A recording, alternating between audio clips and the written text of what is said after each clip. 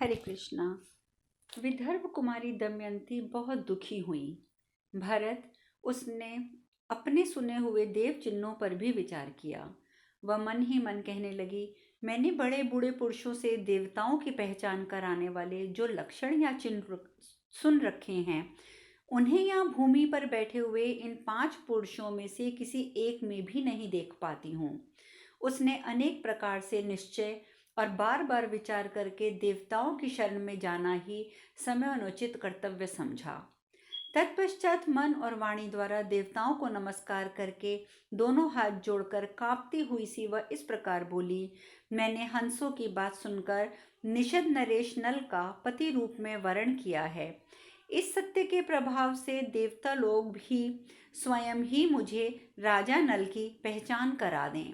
यदि मैं मन, वाणी एवं क्रिया द्वारा कभी सदाचार से च्युत नहीं हुई हूँ, तो उस सत्य के प्रभाव से देवता लोग मुझे राजा नल की प्राप्ति करावें। यदि देवताओं ने उस निषेध नरेश नल को ही मेरा पति निश्चय किया हो, तो उस सत्य के प्रभाव से देवता लोग मुझे सब कुछ सत्य बतला दें। यदि मैंने नल की आराधना के लिए यह व्रत आरंभ किया हो, तो सत्य के प्रभाव से देवता मुझे स्वयं सब बता दें। महेश्वर लोकपालगण, आप अपना रूप प्रकट कर दें, जिससे मैं पुण्य श्लोक महाराज नल को पहचान सकूं। दमयंती का ये करुण विलाप सुनकर तथा उसके अंतिम निश्चय नल विषयक वास्तविक अनुराग, विशुद्ध हृदय, उत्तम बुद्धि तथा नल के प्रति भक्ति एवं प्रेम देखकर देवताओं ने दमयंती के भीतर वह यथार्थ शक्ति उत्पन्न कर दी, जिससे उसे देवच्युत सूचक लक्षणों का निश्चय हो सके। अब दमयंती ने देखा, संपूर्ण देवता स्वेद रहित हैं। उनके किसी भी अंग में पसीने की बूंद दिखाई नहीं देती। उसकी आंखों की पलकें नहीं गिरती हैं। उन्होंने जो पुष्पमालाएं पहन रखी हैं, वे नूतन विकास से युक्त हैं, कुम्भलाती नहीं हैं। उन पर धूम्र कण नहीं पड़ रहे हैं। वे सिंहासनों पर बैठे हैं, किंतु अपने पैरों से पृथ्वी तल का स्पर्श नहीं कर रहे हैं और उनकी परछाई नहीं पड़ती है। उन 5 में एक पुरुष ऐसे हैं जिनकी परछाई पड़ रही है। उनके गले की पुष्पमाला कुम्भला गई है।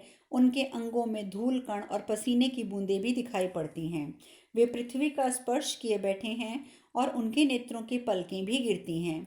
इन लक्षणों से दमयंती ने निषद राज नल को पहचान लिया। कुलभूषण पांडुनंदन, राजकुमारी दमयंती ने उन देवताओं और पुण्य लोक नल की और पुनः दृष्टिपात करके धर्म के अनुसार निषद राज नल का ही वर्ण किया। विशाल नेत्रों वाली दमयंती ने नल के वस्त्र के छोर को पकड़ लिया और उनके गले में परम सुंदर फूलों का हार डाल दिया। इस प्रकार वरवर्णी दमयंती ने राजा नल को पति रूप में वर्ण कर लिया। फिर तो दूसरे राजाओं के मुख से सहसा हाहाकार का शब्द निकल पड़ा। भारत, देवता और महर्षि वहां साधुवाद देने लगे।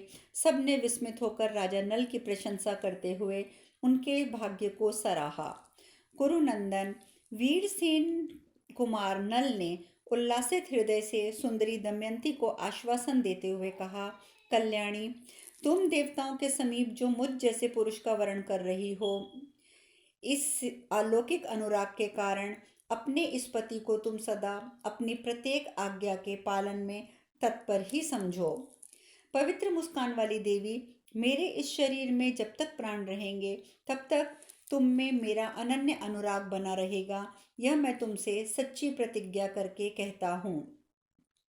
इसी प्रकार दमयंती ने भी हाथ जोड़कर विनीत वचनों वाले महाराज नल का अभिनंदन किया। वे दोनों एक दूसरे को पाकर बहुत प्रसन्न थे। उन्होंने आमने सामने अग्नि आदि देवताओं को देखकर मन ही मन उनकी शरण ली। दमयंती ने जब नल का वर्ण कर लिया, तब उस सब महातेजस्वी लोकपालों ने प्रसन्नचित्त होकर नल को 8 वरदान दिए। शचीपति इंद्र ने प्रसन्न होकर निषद राज नल को ये वर दिया कि मैं यज्ञ में तुम्हें प्रत्यक्ष दर्शन दूंगा और अंत में सर्वोत्तम शुभ गति प्रदान करूंगा। भविष्य भोक्ता अग्निदेव ने नल को अपने ही समान तेजस्वी लोक प्रदान किए। यह भी कहा कि राजा नल जहाँ चाहेंगे वहीं मैं प्रकट हो जाऊंगा। यमराज ने ये कहा कि राजा नल की बनाई हुई रसोई में उत्तम उत्तम रस एवं स्वाद उपलब्ध होगा और धर्म में इनकी दृढ़ निष्ठा बनी रहेगी। जल के स्वामी वरुण ने नल की इच्छा के अनुसार जल प्रकट होने का वर दिया और ये भी कहा कि तुम्हारी पुष्पमालाएं सदा उत्तम गंध से संपन्न होंगी। इस प्रकार सब देवताओं ने दो दो वर दिए। इस प्रकार राजा नल को वरदान देकर वे देवता लोग स्वर्ग लोक को चले गए। स्वयंवर में आए हुए राजा भी विस्मय विमुग्ध होकर नल और दमयंती के विवाह उत्सव का अनुभव करते हुए प्रसन्नता पूर्वक जैसे आए थे वैसे ही लौट गए। सब नरेशों ने के विदा हो जाने पर महामना भीम ने बड़ी प्रसन्नता के साथ नल दमयंती का शास्त्र विधि के अनुसार विवाह करवाया। पुरुषों में श्रेष्ठ निषद राज नरेश नल अपनी इच्छा के अनुसार कुछ दिनों तक ससुराल में रहे। फिर विदर्भ नरेश भीम की आज्ञा लेकर दमयंती सहित अपनी राजधानी चले गए। राजन, पुण्य श्लोक महाराज नल ने उस रमणीय पत्नी को पाकर उनके साथ उसी प्रकार विहार किया जैसे शची के साथ इंद्र करते हैं। राजा नल सूर्य के समान प्रकाशित होते थे। वीरवर नल अत्यंत प्रसन्न रहकर अपनी प्रजा का धर्म पूर्वक पालन करते हुए उसे प्रसन्न रखते थे। उन बुद्धिमान नरेश ने नहुष नंदन ययाति की भांति अश्वमेध और पर्याप्त दक्षिणा वाले दूसरे बहुत से यज्ञों का अनुष्ठान किया। तदंतर देवतुल्य राजा नल ने दमयंती के साथ रमणीय वनों और उपवनों में विहार किया।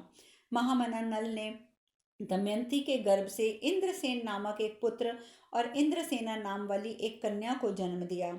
इस प्रकार यज्ञों का अनुष्ठान तथा सुखपूर्वक विहार करते हुए महाराज नल ने धन धान्य से संपन्न वसुंधरा का पालन किया। इस प्रकार वन पर्व के अंतर्गत दमयंती स्वयंवर विषयक 57वां अध्याय पूर्ण हुआ। बृहद्रश्व आगे कहते हैं, राजन, भीम कुमारी दमयंती निषद नरेश नल का वरण हो जाने पर जब महातेजस्वी लोकपाल गण स्वर्ग लोक जा रहे थे, उस समय मार्ग में उन्होंने देखा कि कलयुग के साथ द्वापर आ रहा है। कलयुग को देखकर बल और पृथासुर का नाश करने वाले इंद्र ने पूछा, कले, बताओ तो सही, द्वापर के साथ कहाँ जा रहे हो? तब कली ने इंद्र से कहा, देवराज, मैं दमयंती के स्वयंवर में जाकर उसका वरण करूंगा, क्योंकि मेरा मन उसके प्रति आसक्त हो गया है। तब इंद्र ने हंसकर कहा, वह स्वयंवर तो जो हो गया, हमारे समीप ही दमयंती ने राजा नल को अपना पति चुन लिया है। इंद्र के ऐसा कहने पर कलयुग को क्रोध चढ़ आया और उसी समय उसने उन सब देवताओं को संबोधित करके ये बात कही, दमयंती ने देवताओं के बीच में मनुष्य का पति रूप में वर्ण किया है, अतः उसे इसका बड़ा भारी दंड देना होगा और वही उचित प्रतीत होता है। कलयुग के ऐसा कहने पर देवताओं ने उत्तर दिया, दमयंती ने हमारी आज्ञा लेकर ही नल का वर्ण किया है। राजा नल सर्वगुण संपन्न हैं।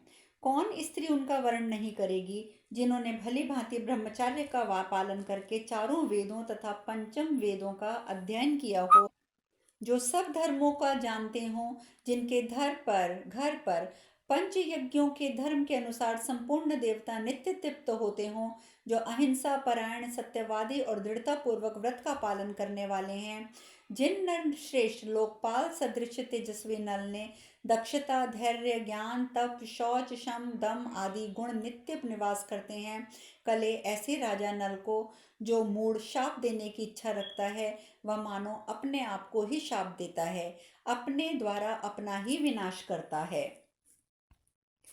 ऐसे सद्गुण संपन्न महाराज नल को जो शाप देने की कामना करेगा, वह कष्ट से भरे हुए अगाध एवं विशाल नरक कुंड में निमग्न होगा। कलयुग और द्वापर से ऐसा कहकर देवता लोग स्वर्ग में चले गए।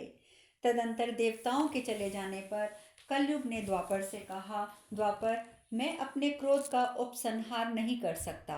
नल के भीतर निवास करूंगा और उन्हें राज्य से वंचित कर दूंगा, जिससे वह दमयंती से रमण नहीं कर सकेंगे। तुम्हें भी जुए के पासों में प्रवेश करके मेरी सहायता करनी चाहिए।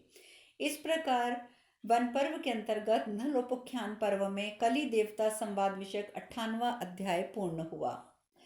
बृहद्रश्व आगे कहते हैं, राजन, इस प्रकार द्वापर के साथ संकेत करके कलयुग उस स्थान पर आया जहाँ निषदराज नल रहते थे। वह प्रतिदिन राजा नल का छिद्र देखता हुआ निषद देश के दीर्घ काल तक टिका रहा। 12 वर्षों के बाद एक दिन कली को एक छिद्र दिखाई दिया। राजा नल उस दिन लघु शंका करके आए और हाथ मुंह धोकर आचमन करने के पश्चात संध्योपासना में करने के लिए बैठ गए। पैरों को नहीं धोया। यह छिद्र देखकर कलयुग उसके भीतर प्रविष्ट हो गया। नल की में प्रविष्ट होने पर कलयुग ने दूसरा रूप धारण करके पुष्कर के पास जाकर कहा, चलो राजा नल के साथ जुआ खेलो। ऐसा मेरे साथ रहकर तुम जुए में अवश्य राजा नल को जीत लोगे। इस प्रकार महाराज नल को उनके राज्य सहित जीतकर निषद देश को अपने अधिकार में कर लो। कली के ऐसा कहने पर पुष्कर राजा नल के पास गया। नल कली भी सांड बनकर पुष्कर के साथ ही हो लिया। शत्रु वीरों का संहार करने वाले पुष्कर ने वीरवर नल के पास जाकर उनसे बार बार कहा, हम दोनों धर्म पूर्वक जुआ खेलेंगे। पुष्कर राजा नल का भाई लगता था। महामना राजा नल द्यूत के लिए पुष्कर के आवाहन को ना सह सके। विदर्भ राजकुमारी दमयंती के देखते देखते उसी क्षण जुआ खेलने का उपयुक्त अवसर समझ लिया। तब कलयुग ने आविष्ट होकर राजा नल हिरण्य सुवर्ण रथ आदि वाहन बहुमूल्य वस्त्र दांव पर लगाते और हार जाते थे। सुहृदयों में कोई भी ऐसा नहीं था जो द्यूत क्रीड़ा में मदद के लिए उन्मत्त शत्रुदमन नल को उस समय जुआ खेलने से रोक सके। भरत तदंतर समस्त पूर्ववासी मनुष्य मंत्रियों के साथ राजा से मिलने गए तथा आतुर नरेश को द्यूत क्रीड़ा से रोकने के लिए वहां आए। उसी समय सारथी ने महल में जाकर महारानी दमयंती से निवेदन किया कि देवी, पूर्ववासी लोग कार्यवश द्वार पर खड़े हैं। आप निषद राज से निवेदन कर दें। धर्म अर्थ का तत्व जानने वाले महाराज के भावी संकट को सहन न कर सकने के कारण मंत्रियों सहित सारी प्रजा द्वार पर खड़ी है। यह सुनकर दुख से दुर्बल हुई दमयंती शोक से अचेत सी होकर आंसू बहाते हुए गदगद वाणी में निषद नरेश से बोली, महाराज, पूर्ववासी प्रजा राजभक्ति पूर्वक आपसे मिलने के लिए समस्त मंत्रियों के साथ द्वार पर खड़ी है। आप उन्हें दर्शन दें। दमयंती ने ऐसा वाक्यों को बार बार दोहराया।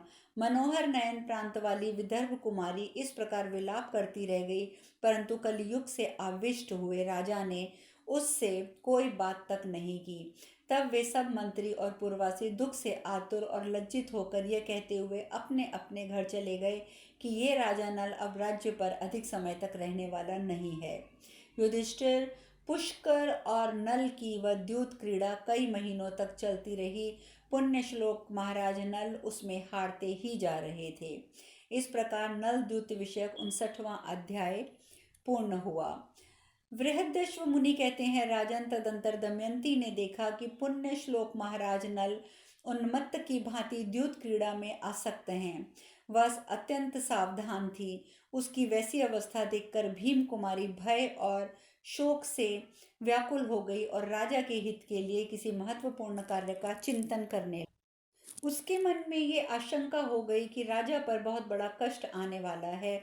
वह उनका प्रिय एवं हित करना चाहती थी। अतः महाराज के सर्वदा सर्वस्व का अपहरण होता जान धाय को बुलाकर वह इस प्रकार बोली। उनकी धाय का नाम बृहदसेना था। वह अत्यंत यशस्विनी और परिचर्या के कार्य में निपुण थी। समस्त कार्यों के साधन में कुशल, हितैषिणी और अनुरागिणी और मधुर भाषिणी भी थी। दमयंती ने उससे कहा, बृहदसेने, तुम मंत्रियों के पास जाओ तथा राजा नल की आज्ञा से उन्हें बुला लाओ। फिर उन्हें ये बताओ कि अमुक अमुक द्रव्य राजा हार चुका है, अतः अमुक धन अभी अवशिष्ट है। तब वे सब मंत्री राजा नल का आदेश जानकर हमारा अहोभाग्य है ऐसा कहते हुए नल के पास आए। वे सारे मंत्री आदि प्रकृतियों द्वारा दूसरी बार राजद्वार पर उपस्थित हुए। दमयंती ने इसकी सूचना महाराज नल को दी, परंतु उन्होंने इस बात का अभिनंदन नहीं किया। पति को अपनी बात का प्रसन्नता पूर्वक उत्तर न देते देख दमयंती लज्जित होकर पुनः महल के भीतर चली गईं। वहां फिर उसने सुना कि सारे पासे लगातार पुण्यश्लोक राजा नल के विपरीत पड़ रहे हैं और उनका सर्वस्त्र अपहृत हो रहा है। तब उसने पुनः धाय से कहा, वृत्सने, फिर राजा नल की आज्ञा से जाओ और वाष्णवे सूत को बुला कर लाओ। कल्याणी, एक बहुत बड़ा कार्य उपस्थित हुआ है। वृत्सेना ने दमयंती की बात सुनकर विश्वसनीय पुरुषों द्वारा वाष्णव्य को बुलाया। तब अनिज्ञ स्वभाव वाली तथा देश काल को जानने वाली भीम कुमारी दमयंती ने वार्ष्णेय को मधुर वाणी में सांत्वना देते हुए समयोचित बात कही। वे बोली, सूत, तुम जानते हो कि महाराज तुम्हारे प्रति कैसा अच्छा बर्ताव करते हैं। आज वे विषम संकट में पड़ गए हैं, अतः तुम्हें उनकी सहायता करनी चाहिए। राजा जैसे जैसे पुष्कर से हार पराजित हो रहे हैं, वैसे वैसे जुए में उनकी आसक्ति बढ़ती जा रही है। जैसे पुष्कर के पासे उसकी इच्छा के अनुसार पड़ रहे हैं, वैसे ही नल के पासे विपरीत पड़ते दिखाई दे रहे हैं। वे सुहृदयों और स्वजनों के वचन अच्छी तरह नहीं सुन रहे हैं। जुए ने उन्हें ऐसा मोहित कर रखा है कि वे इस समय मेरी बात का भी आदर नहीं कर रहे हैं। मैं इसमें महामना नैषद का निश्चय ही कोई दोष नहीं मानती। जुए से मोहित होने के कारण ही राजा मेरी बात का अभिनंदन नहीं कर रहे हैं। सारथे, मैं तुम्हारी शरण में आई हूँ, मेरी बात मानो। मेरे मन में अशुभ विचार आते हैं। इससे अनुमान होता है कि राजा नल का राज्य से च्युत होना अब संभव है। तुम महाराज के प्रिय मन के समान वेगशाली अश्वों के रथ को जोत कर उस पर उन 2 बच्चों को बिठा लो और कुंडिनपुर को चले जाओ।